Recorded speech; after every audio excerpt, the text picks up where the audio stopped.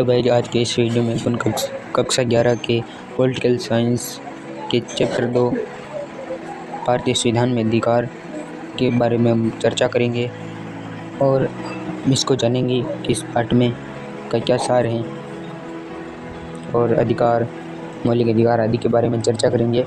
और सबसे पहले तो अपन देख लेते हैं कि अधिकार से क्या अभिप्राय है या अधिकार किसे कहते हैं। अधिकार यह है कि मनुष्य एक सामाजिक प्राणी है, वह समाज में रहता है और मनुष्य को अपना विकास करने के लिए कुछ अधिकारों की आवश्यकता होती है। ये अधिकार हमें राज्य प्रदान करता है। भारतीय संविधान द्वारा मनुष्य को विभिन्न प्रकार के मौलिक अधिकार दिए गए हैं, यानी मनुष्य को अपने विकास करने के लिए कुछ अधिकारों की आवश्यकता होती है जिससे वह अपने विकास कर सकता है। और भारतीय संविधान द्वारा अनेक प्रकार से मौलिक अधिकार दिए गए हैं। ये अधिकार मनुष्य को समाज में अपने विकास करने के लिए योगदान देते हैं। इन अधिकारों के बिना मनुष्य का विकास नहीं हो सकता, इसलिए भारतीय संविधान मौलिक अधिकारों की गारंटी प्रदान करता है और इन अधिकारों के बिना मनुष्य का विकास नहीं हो सकता। और भारतीय संविधान मौलिक अधिकारों की गारंटी भी प्रदान करता है और न्यायालय द्वारा संरक्षित होते हैं ये। अब आगे बढ़ते हैं अगले टॉपिक की ओर। हमें अधिकार की जरूरत क्यों है, यानी ये अधिकार हमें किस प्रकार लाभदायक है और इनकी ज़रूरत क्यों है। तो देखते हैं अपन। मनुष्य को अपना विकास करने के लिए तथा समाज में एक गरिमापूर्ण जीवन जीने के लिए अधिकार की आवश्यकता होती है, यानी कि मनुष्य को विकास करने के लिए तथा समाज में गरिमापूर्ण जीवन जीने के लिए अधिकार की आवश्यकता जरूर होती है। और यदि मनुष्य को अधिकार प्राप्त नहीं होंगे तो वह अपना विकास नहीं कर सकेगा। यदि उसे ये अधिकार प्राप्त नहीं होंगे तो वह विकास नहीं कर सकेगी। 1982 के एशियाई खेलों से पहले निर्माण कार्य के लिए सरकार ने कुछ ठेकेदारों की सेवाएं ली। अनेक फ्लाईओवरों और स्टेडियमों का निर्माण कराना था और इसके लिए ठेकेदारों ने देश के विभिन्न भागों से बड़ी संख्या में गरीब मिस्त्री और मजदूरों की भर्ती की। लेकिन मजदूरों से कामकाज की दयनीय दशा में काम लिया गया। उन्हें सरकार द्वारा निर्धारित न्यूनतम मजदूरी से भी कम मजदूरी दी गई। समाज वैज्ञानिकों की एक टीम ने उनकी स्थिति का अध्ययन कर सर्वोच्च न्यायालय में याचिका दायर की।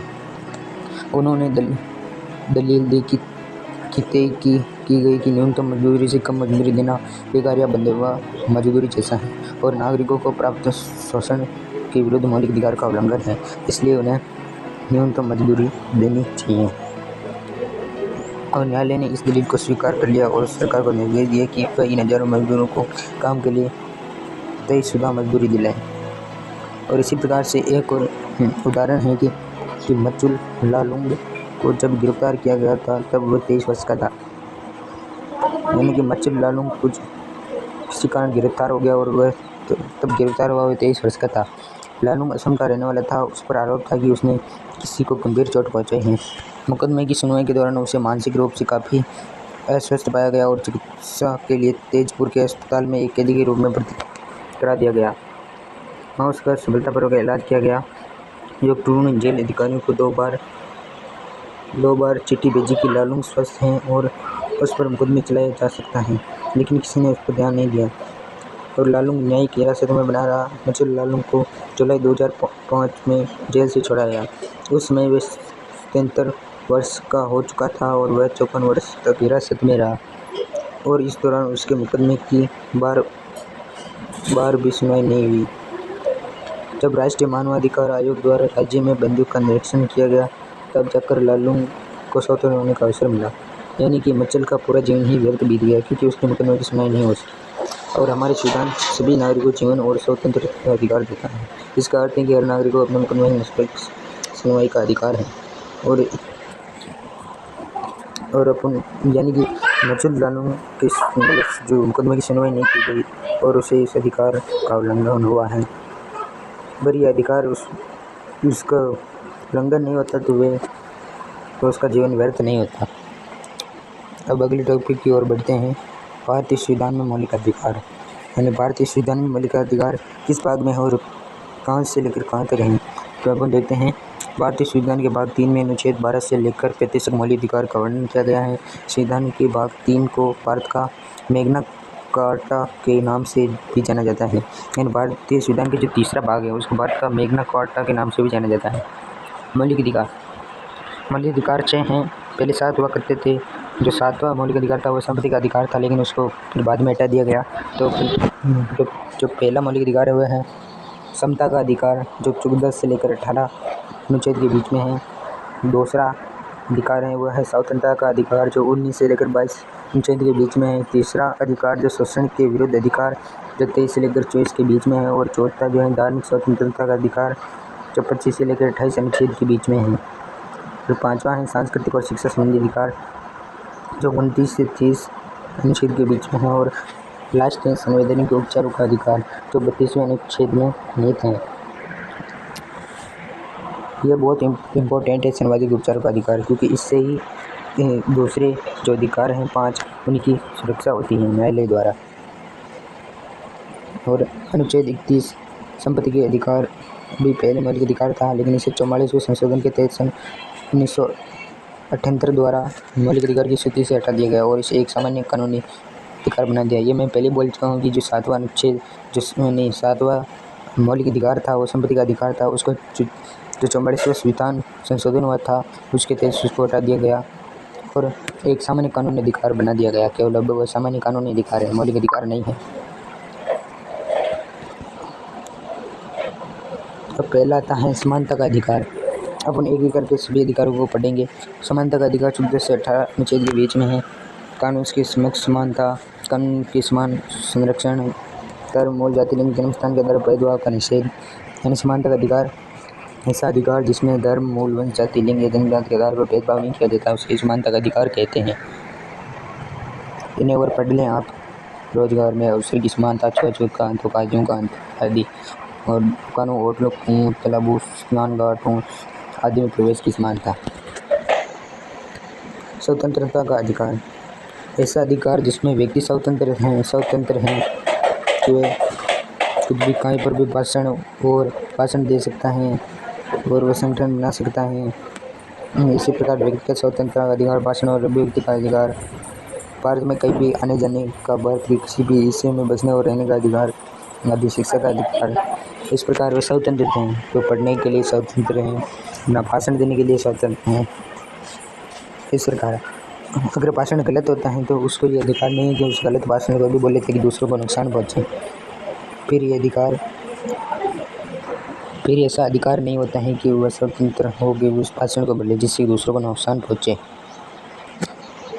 ये स्वतंत्रता का अधिकार 19 से 22 अनुच्छेद के बीच में है। इसके बाद निवारक नज़रबंदी इस प्रकार है कि अगर कोई व्यक्ति जब गिरफ्तार सामान्य किसी व्यक्ति को तब गिरफ्तार करते हैं जब उसने अपराध किया हो, पर इसके अपवाद भी हैं। कभी कभी किसी व्यक्ति को इस आशंका पर भी गिरफ्तार किया जा सकता है कि वह कोई गैर कानूनी कार्य करने वाला है, फिर उससे वर्णित प्रक्रिया का पालन किए बिना ही कुछ समय के लिए जेल भेज दिया जाता है। यानी कभी कभी किसी व्यक्ति के ऊपर आकांक्षा होने पर भी उसको गिरफ्तार कर लिया जाता है, क्योंकि किसी भी पुलिस या बॉस को लगता है कि ये कोई गलत कार्य करने वाला है, तो फिर उसको वर्णित प्रक्रिया का पालन किए बिना ही उसको कुछ समय के लिए जेल भेज दिया जाता है। ये निवारक नज़रबंदी कहते हैं। अब आगे बढ़ते हैं अपन, इसको पढ़ लेना आप थोड़ा सा। इसका अगला अधिकार है शोषण के विरुद्ध अधिकार, जो 23 से 24 अनुच्छेद के बीच में है। शोषण का ऐसा अधिकार जिसमें कि माने कि दुर्व्यवहार और बंधुआ मजदूरी पर रोक लगाई जाए और जोखिम वाले कामों में बच्चों को मजदूरी पर रोक, यानी कि 14 वर्ष से कम आयु के बच्चों से मजदूरी कराना इस शोषण के विरुद्ध के अधिकार का उल्लंघन करना है। इस प्रकार शोषण का विरुद्ध अधिकार होता है जिसमें बंधुआ मजदूरी पर रोक लगाई जाती है। और बंधुआ मजदूरी इसे कहते हैं जैसे कि उनको न्यूनतम इससे रुपये दिए जाने चाहिए, न कि न्यूनतम से कम। और अब अगली अधिकार है धार्मिक स्वतंत्रता। ऐसा अधिकार जिसमें आप किसी भी धर्म को अपना सकते हो, यानी धर्म के मामले में आपके किसी भी प्रकार की सरकार द्वारा रोक टोक नहीं लगाई जाएगी। ये 25 से 28 अनुच्छेद के बीच में है।